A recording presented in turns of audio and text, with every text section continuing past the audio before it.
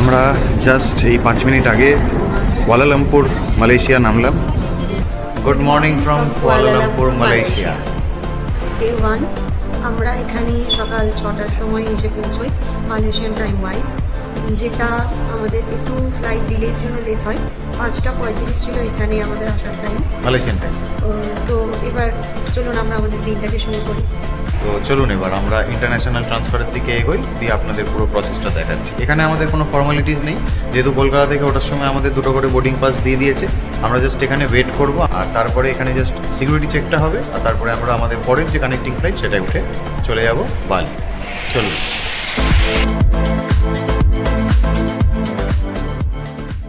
So আমাদের সামনে যে প্লেনটা দাঁড়িয়ে আছে, এখানে লেখা আছে save our Malayan tiger air Asia. এই প্লেনটাতে আমরা কালকে এসেছি, আর এখন আমরা যখন এখানে ল্যান্ড করেছিলাম তখন অন্ধকার ছিল। তখন টাইম ছিল হচ্ছে 6টা, ভোর 6টা, কিন্তু এখানে তখন অন্ধকার ছিল। কুয়ালালামপুরে ফ্লাইট থেকে বেরিয়ে আমরা টুয়ার্ডস ইন্টারন্যাশনাল ট্রান্সফারের দিকে এগোচ্ছিলাম, আর যাওয়ার পথে এই ওয়াশরুমগুলো পড়েছে, তো এখানে আমরা সবাই একটু ফ্রেশ হয়ে নিলাম। যেই জায়গাগুলো ইন্টারন্যাশনাল ডিপার্চার্স লেখা থাকবে সেই অ্যারোটা ফলো করে আপনারা এগোতে থাকবেন। আমাদের আর এখানে ভিসা লাগছে না, আমাদের জাস্ট এখানে সিকিউরিটি চেকিং হবে। তাই জন্য আমরা এখানে ডোমেস্টিক বা অ্যারাইভেল ওইসব ফলো না করে আমরা সোজা চলে যাব ইন্টারন্যাশনাল ডিপার্চারে। এখানে দেখুন ডোমেস্টিক ডিপার্চার লেখা আছে, কিন্তু আমরা সেদিকে যাব না। যেদিকে লেখা থাকবে অ্যারো দিয়ে ইন্টারন্যাশনাল ডিপার্চার্স, আমরা সেই দিকেই যাব এখন। সো আমরা এখন হাঁটতে হাঁটতে যাচ্ছি ইন্টারন্যাশনাল ট্রান্সফারের দিকে। আমাদের এখানে একটা লেওভার আছে, 6 ঘন্টা 5 মিনিট 10 মিনিট এরকম মোটামুটি। তো আমাদের next connecting flight from Kuala Lumpur হচ্ছে 11:40-এ। তো ততক্ষণ আমরা এখানে ওয়েট করব, ব্রেকফাস্ট করব, সেগুলো করে আমরা আমাদের সময়টা কাটাবো। আর তারপরে আমাদের কানেক্টিং ফ্লাইট যখন ডিপার্চার বোর্ডে দেবে, তারপরে সেই বোর্ডে কোন গেট নাম্বারে দিচ্ছে সেটা দেখে আমরা সেই ফ্লাইটে উঠে পড়বো, দিয়ে একেবারে চলে যাব বালি, যেটা আমাদের এবারের ডেস্টিনেশন।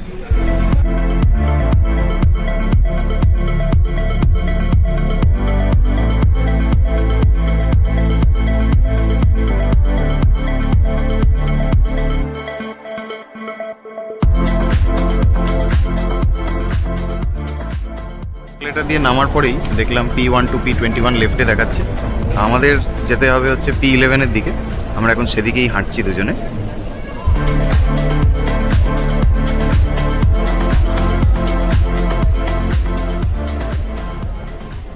Sunrise from Malaysia. এখানেও দূরে দেখতে পাচ্ছি পাহাড়। পাহাড় দেখলেই মনটা আনন্দিত হয়ে ওঠে, তাই দাঁড়িয়ে একটু ভিডিও করে নিলাম।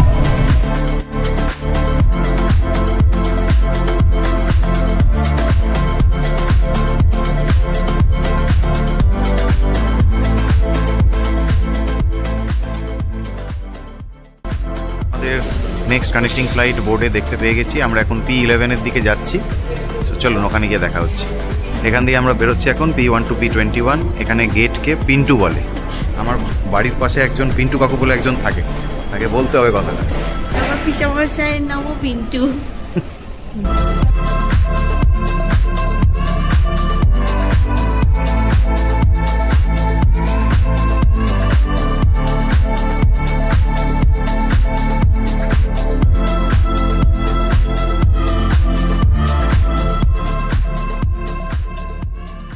সিকিউরিটি চেকিং থেকে P11-এর হাঁটাটা কিন্তু বেশ অনেকখানি। জায়গায় জায়গায় যেখানে এরকম মুভিং প্যাসেজ পাবেন সেখানে উঠে পড়বেন, নাহলে অনেকটাই হাঁটতে হবে। 10-15 মিনিট হাঁটা আছে এখানে। এখন ঢুকবো P11-এ। তো ঢোকার মুখেই দেখছি সিকিউরিটি চেক হচ্ছে। এখানে আবার সেম প্রসেসে ট্রেতে সমস্ত ইলেকট্রনিক্স আইটেম রেখে চেকিং করে তারপরে আমরা ভিতরে ঢুকবো। আমরা সিকিউরিটি চেকিংয়ের জন্য এই আইটেমসগুলো জমা দিচ্ছি। এটা ছাড়াও আরেকটা মোবাইল ফোন আছে, যেটা আমি হাতে ধরে ভিডিওটা করছি।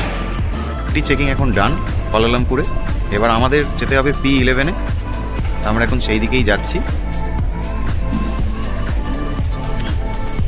সো আপনাদের একটা ইউজফুল ইনফরমেশন দিয়ে দিচ্ছি। কুয়ালালামপুর এয়ারপোর্টে মেন যে ওয়াশরুমগুলো আছে, ওয়াশরুম কিন্তু অনেক আছে, মেন যে ওয়াশরুমগুলো আছে সেখানে ওয়াটার ফিল্টার রাখা আছে। সেখান থেকে আপনারা চাইলে ফ্রি ড্রিঙ্কিং ওয়াটার ফিল করে নিতে পারেন।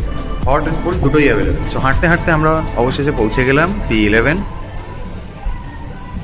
P11-এ যেখানটায় বসেছিলাম তার সামনেই এরকম একটা স্টোর ছিল। এখানে আমাদের স্পেন্সার্সের মতনই একটা স্টোর, সব কিছু এসেনশিয়াল পাওয়া যাচ্ছে, মাই নিউজ বলে। তো ওখান থেকে আমরা একটা চিকেন সসেজ বান নিয়েছি। এটা বলতে পারেন টেস্ট করছিলাম আমাদের ট্রাভেল কার্ডটাকে, যেটা আমরা নিয়েছি আর কি স্কেপিয়া ফেডারেল ব্যাংকের। সেটা আপনাকে পরে ডিটেলসটা জানাচ্ছি। এইটা এখন খুলে আমরা খাবো।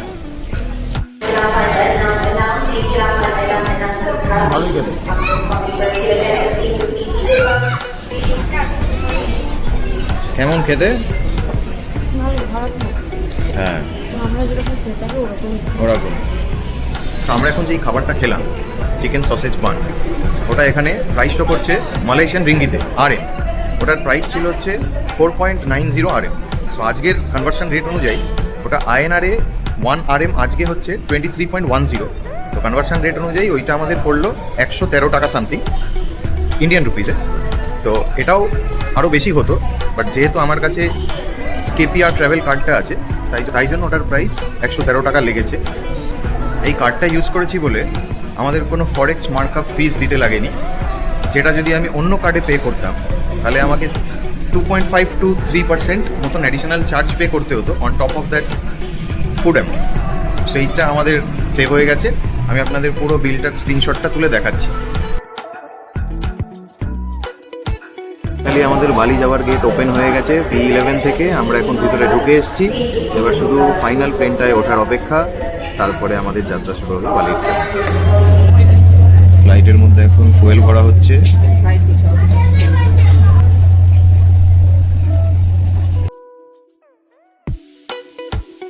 আমরা এখন আমাদের আজকের সেকেন্ড ফ্লাইটে উঠে গেছি, কুয়ালালামপুর টু বালি।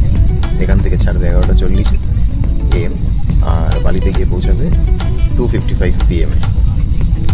সিট নাম্বার হচ্ছে 19A and 19B।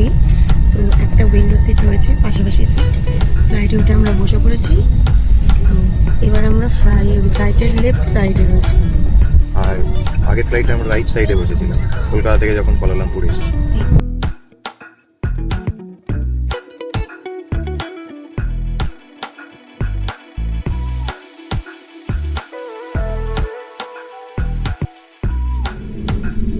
Permission for takeoff.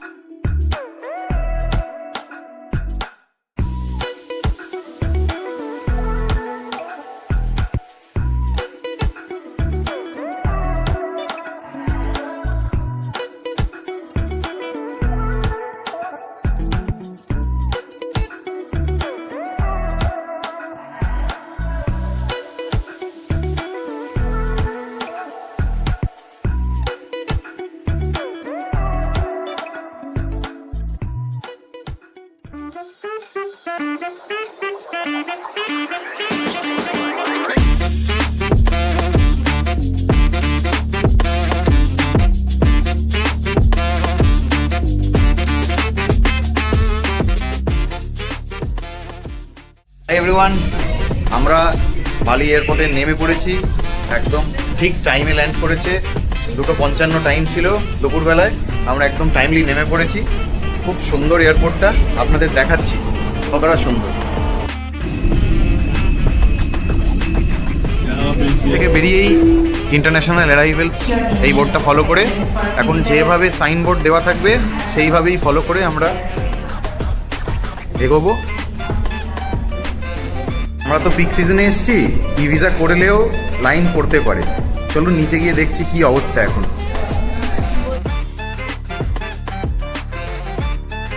দুজনেরই ই ভিসা করা আছে। আমাদের ওই লাইনে দাঁড়িয়ে ভিসা অন অ্যারাইভেল করার চাপটা অতটা নেই। আমাদের ফ্লাইটের লেফটের দিকে সিট ছিল, সেটা আমাদের জন্য খুব ভালো আছে। আমরা প্লেন থেকেই একেবারে সমুদ্রের ভিউ পেয়েছি, ভলক্যানোর ভিউ পেয়েছি এবং গারুডা বিষ্ণু যে পার্ক সেটাও আমরা ফ্লাইট থেকে দেখতে পেয়েছি। খুব সম্ভবত এটা ওয়ার্ল্ডের 4th হাইয়েস্ট স্ট্যাচু। হ্যাঁ, ফ্লাইট থেকে নেমে যেরকম আপনাদের বললাম, আপনাদের ইন্টারন্যাশনাল অ্যারাইভেলস আর ইমিগ্রেশন যেখানটায় দেওয়া থাকবে, মার্ক করা থাকবে, সেই দিকটাতেই আপনাদের যেতে হবে। দেখুন কি সুন্দর লাগছে এয়ারপোর্টটা, কি সুন্দর সাজানো।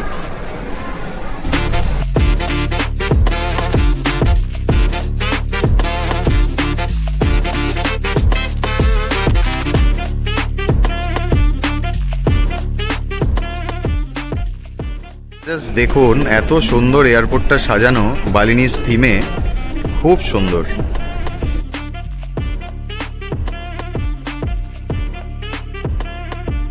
এখানে আপনারা দেখতে পাচ্ছেন যেখানে ভিসা অন অ্যারাইভেল দুদিকেই হচ্ছে, মানে এখানে এসে যদি আপনি ই ভিসা না করে থাকেন তাহলে এখান থেকেও ভিসা করতে পারবেন। আর আমাদের যেহেতু ই ভিসা করা আছে, আমরা আর এখানে যাব না, আমরা ডাইরেক্ট ই ভিসার লাইনটাই যাব। ভিডিও তুলতে ভালোবাসি, আমরা কিন্তু একটু রিল্যাক্স করে সময় নিয়েই যাচ্ছি, তাতে আমাদের লাইন হলে হোক, তাতে আমাদের কোনো অসুবিধে নেই। এইটা হচ্ছে স্মার্ট ইমিগ্রেশন লাইনটা। আপনাদের যদি পাসপোর্ট নতুন ভার্সানের হয়, মানে ওর মধ্যে যদি একটা স্মার্ট চিপ লাগানো থাকে আর একটা, তাহলে আপনাকে আর নর্মাল ইমিগ্রেশনের লাইনে যেতে হবে না। এখানে ডিরেক্টলি আপনি আপনার পাসপোর্টটাকে স্ক্যান করবেন, দিয়ে আপনাকে এখান থেকে অটোমেটিক এক্সিট করিয়ে দেবে। তো দেখতে পাবেন এখানে যাদের এই রেজিস্ট্রেশনটা করা আছে তারা এখানে স্ক্যান করছে নিজেদের পাসপোর্টটা, আর খুবই ইজিলি বেরিয়ে যাচ্ছে ওই লাইন।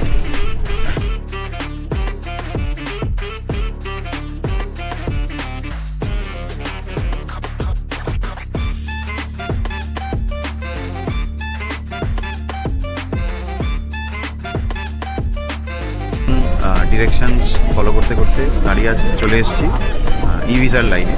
আপনাদের লাইনটা দেখাচ্ছি। ই ভিসা করে এলেও কিন্তু আপনাদের মোটামুটি ভালো লেভেলেই লাইনে দাঁড়াতে হবে।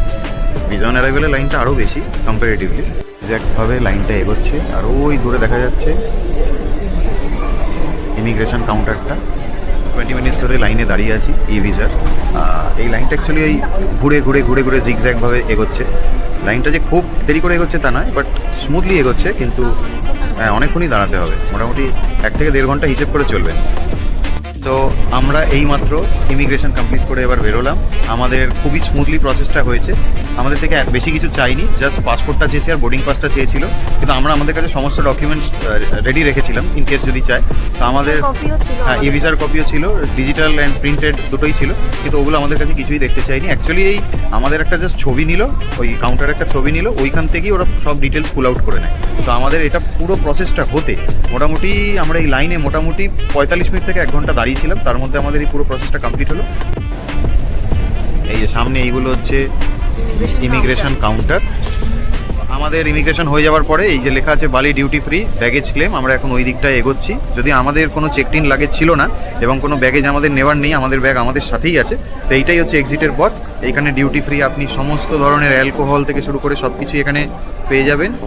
তো চলুন, যতক্ষণ আর বালি এয়ারপোর্টের মধ্যে আছি কীরকম দেখতে আমরা নিজেরাও দেখি এবং আপনাদেরকেও দেখাই।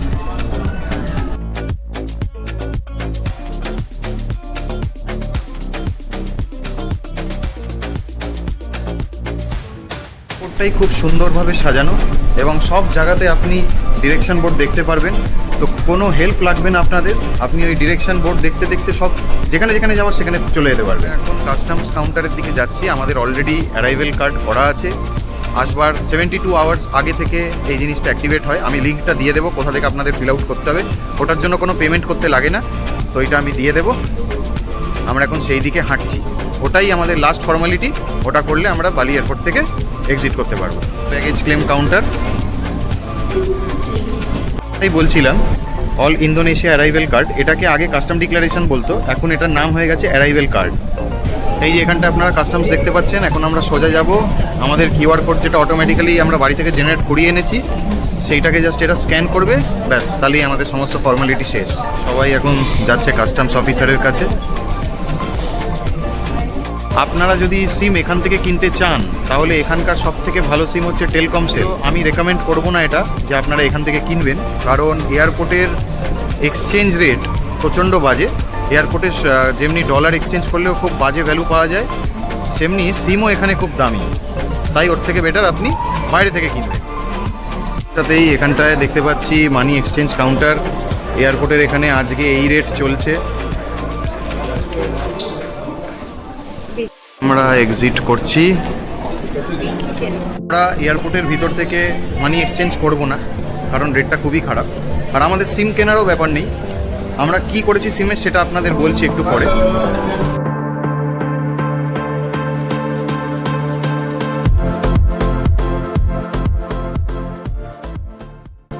এটা তো টেলকমসেল।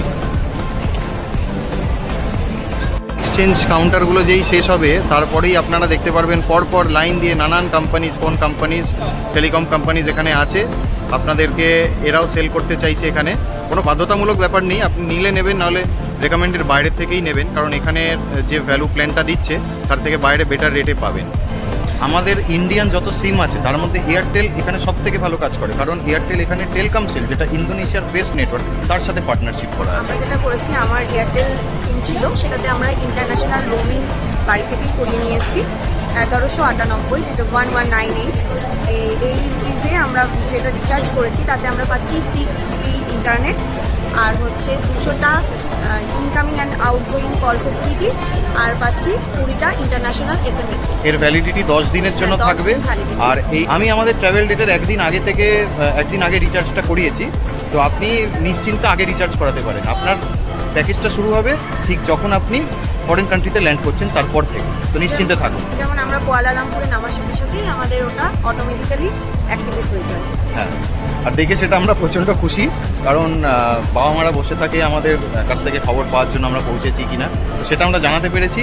মানে এটা আমরা খুব খুশি যে এয়ারটেল ইউজ করে আমরা যথেষ্ট ভালো এখানে সার্ভিস পাচ্ছি। সো দেখতেই পাচ্ছেন আমরা হাঁটতে হাঁটতে পৌঁছে গেলাম একদম এক্সিট এরিয়াটায়, এয়ারপোর্ট থেকে বেরিয়ে গেছি।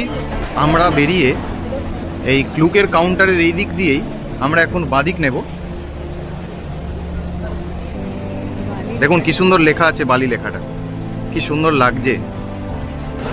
সো আমরা এইমাত্র বেরিয়ে গেলাম এয়ারপোর্ট থেকে, আর এয়ারপোর্ট থেকে ডান দিকে গেলে, যদি আপনাদের ক্লুকের ক্যাব বুক করা থাকে তাহলে একদম ডান দিকে যাবেন এয়ারপোর্ট থেকে বেরিয়ে। দেখুন ওই যে ক্লুক লেখা আছে, ওটা হচ্ছে ক্লুক। আর যদি আপনারা গ্র্যাব বা গোজেক এগুলোর থেকে যদি ক্যাব বুক করেন তাহলে আপনার বাঁ দিকে যেতে হবে। হচ্ছে বালির ট্যাক্সি স্ট্যান্ডে। আপনারা যদি বালির লোকাল ট্যুর অপারেটরের থেকে ট্যাক্সি বুক করে থাকেন তাহলে আপনাকে এই লাইনেই যেতে হবে। আর আপনারা যদি গ্র্যাব বা গোজেক থেকে বুক করে থাকেন তাহলে আপনাদের আরও সোজা গিয়ে, এই যে যারা যাচ্ছে সোজা, এরকম একদম সোজা গিয়ে গ্র্যাব বা গোজেকের কাউন্টার থাকে, যেরকম আমাদের ইন্ডিয়ায় ওলা বা উবারের কাউন্টার থাকে। এই যে দেখুন সমস্ত ট্যুরিস্টের নেম প্ল্যাকার্ড নিয়ে ট্যুর এজেন্সির লোকেরা বা ড্রাইভাররা এরকমভাবে দাঁড়িয়ে থাকে। আমরা আমাদের ড্রাইভারকে দেখতে পেয়ে গেছি, তো সে আমাদের এই দিকটা যেতে বললো। আমি দেখাচ্ছি আমাদের ড্রাইভার দাদাকে। আপনার হাতে নাম, আমাদের নেমের প্ল্যাকার্ড আছে অনির্বাণ অ্যান্ড পৌলমী। সেবার আমরা গাড়ি থেকে আমাদের লিড করে নিয়ে যাচ্ছে আমাদের গাড়িটা যেখানে আছে।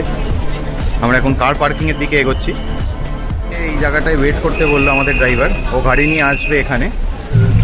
जो रखे हैं तूने कदम, तेरे नाम पे मेरी जिंदगी लिख दी मेरे हमदम। ना सीखा मैंने जीना, जीना कैसे जीना, ना सीखा मैंने जीना।